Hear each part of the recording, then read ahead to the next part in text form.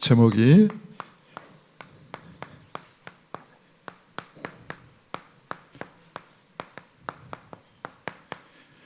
치유의 증인 요셉입니다.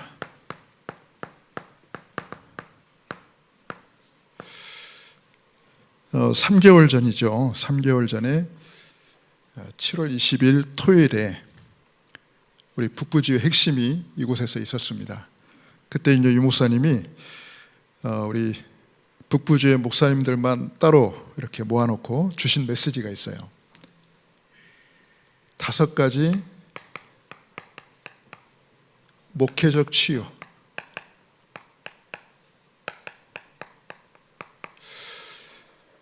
이때 주신 말씀인데,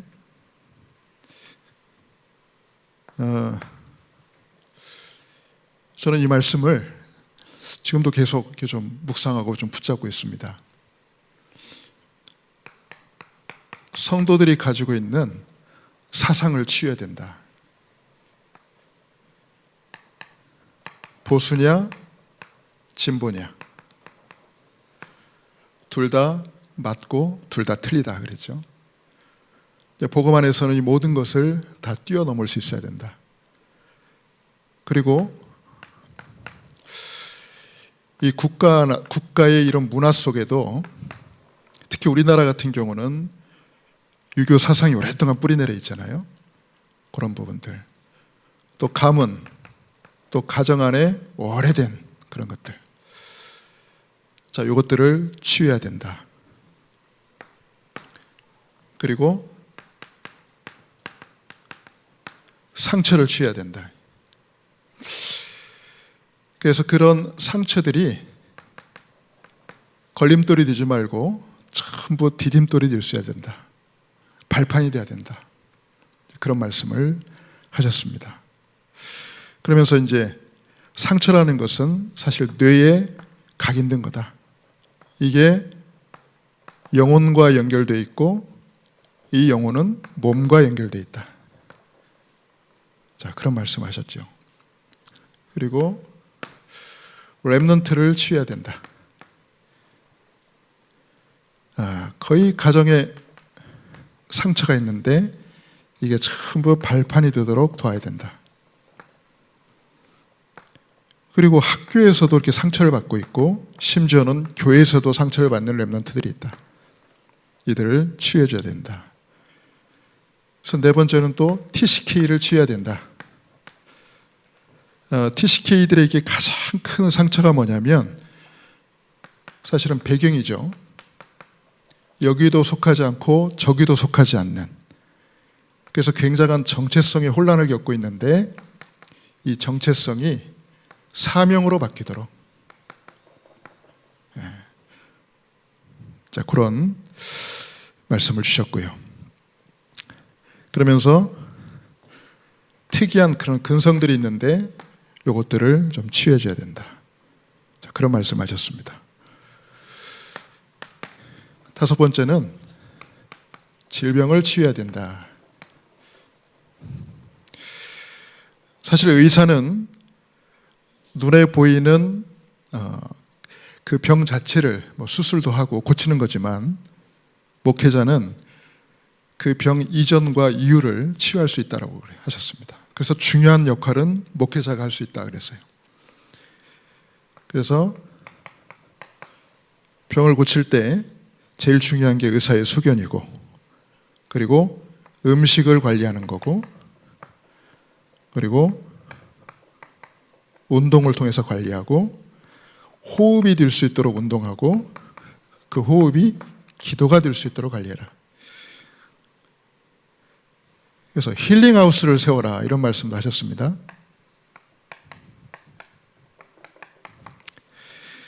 그래서 결론에서 뭐라고 하셨냐면 치유하는 목회를 해라.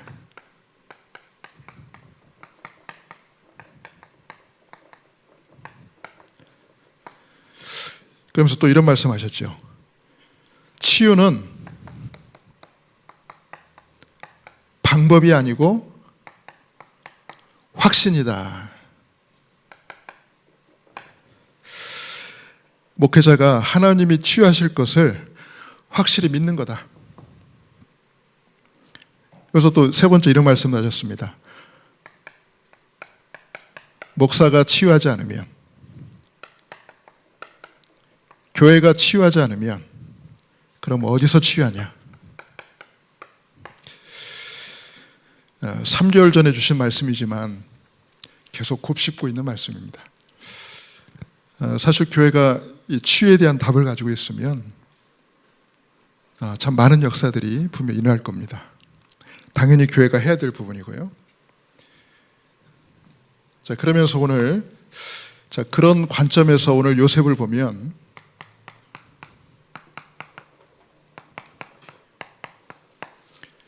요셉이 곧 치유 대상자입니다. 가만히 보니까 일단 환경적으로 보면은요,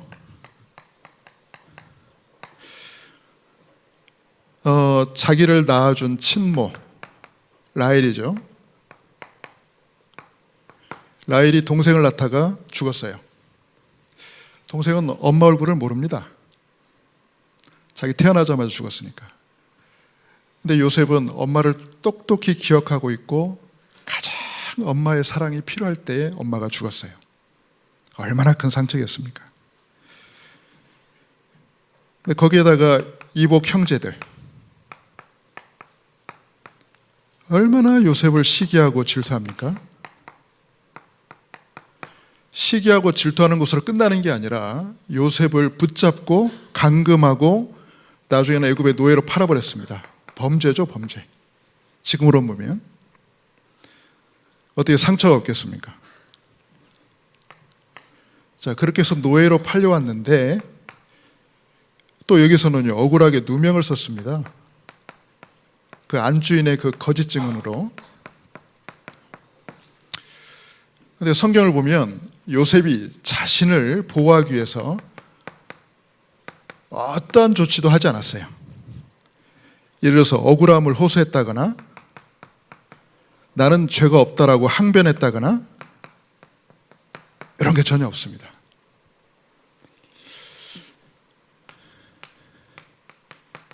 자, 감옥에서도 보면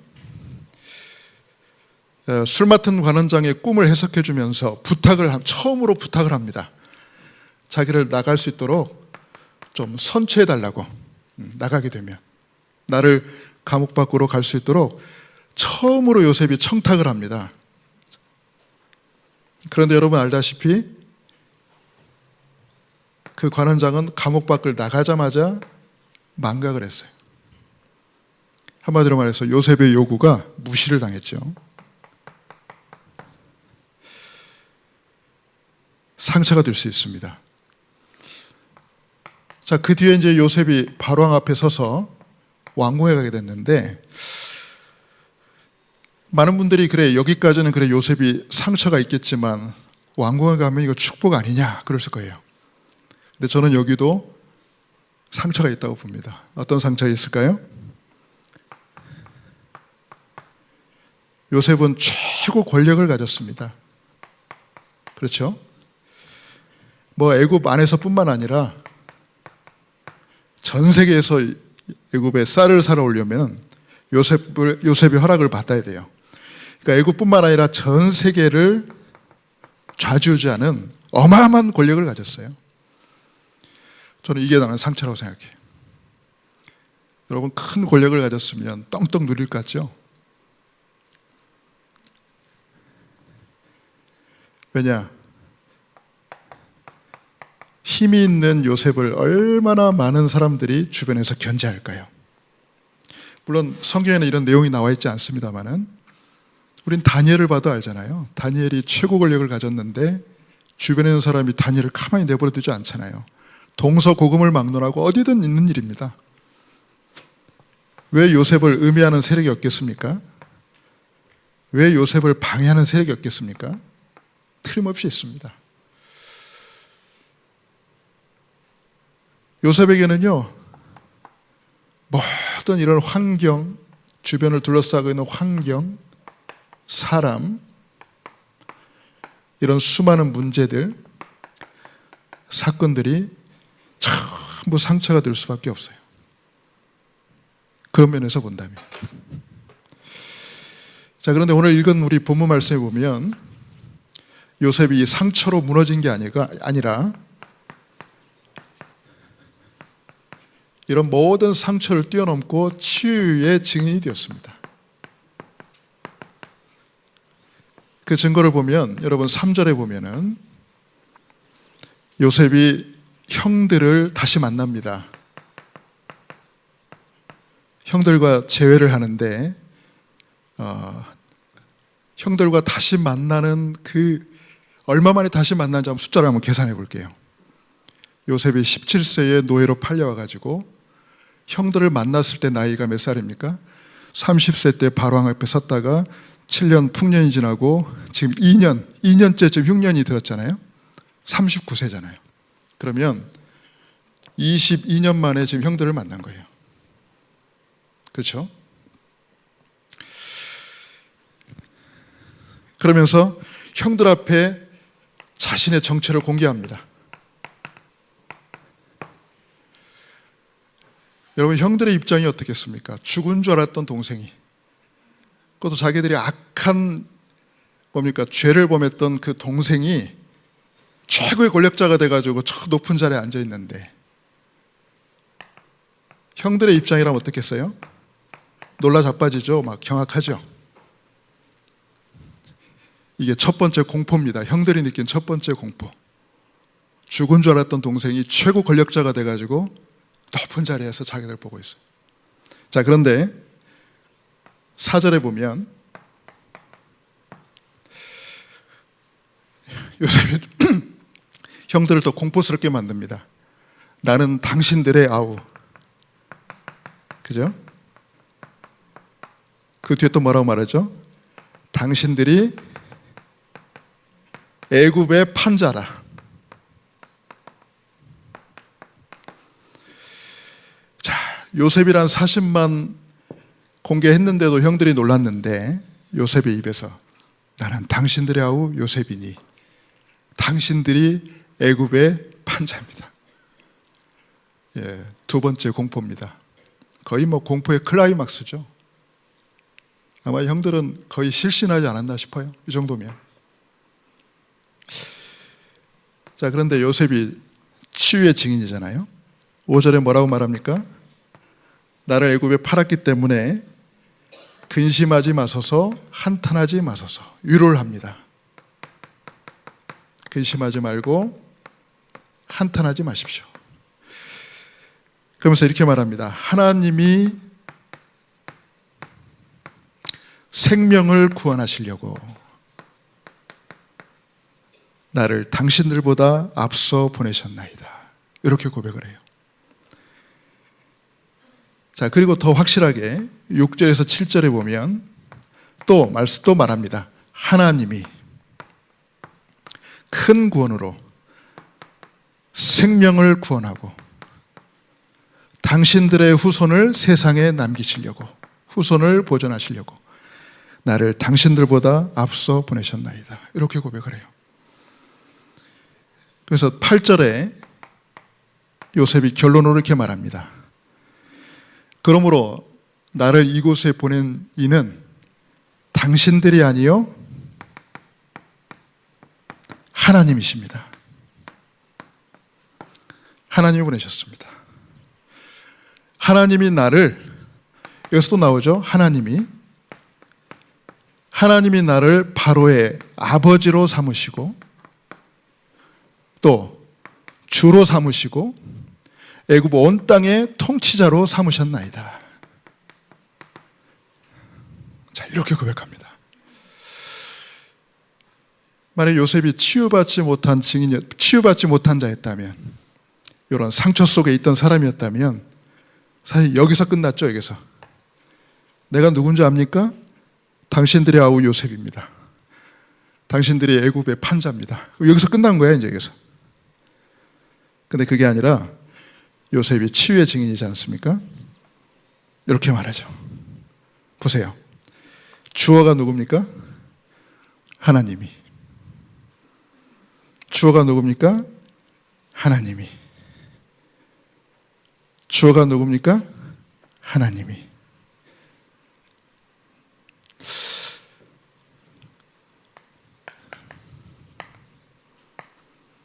저는 이걸 보면서 치유의 가장 중요한 키가 뭐냐?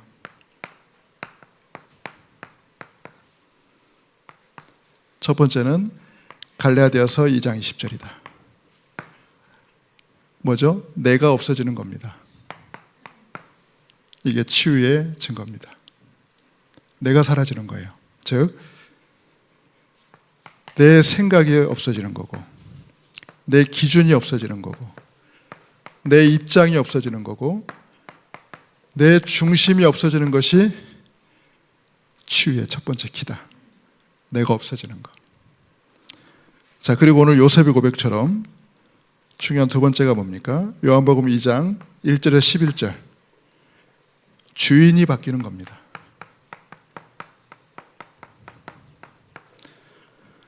주인이 바뀌는 거. 보세요.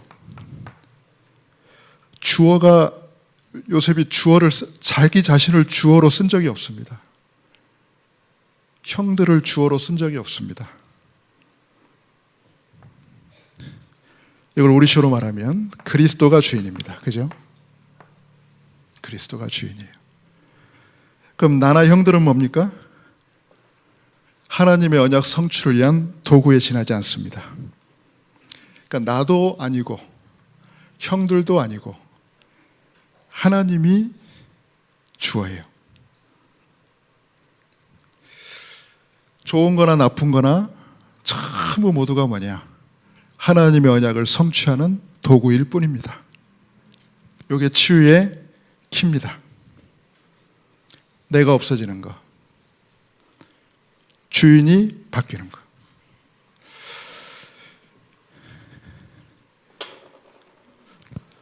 교회에서 치유의 역사들이, 많은 치유의 열매들이 있기를 바랍니다.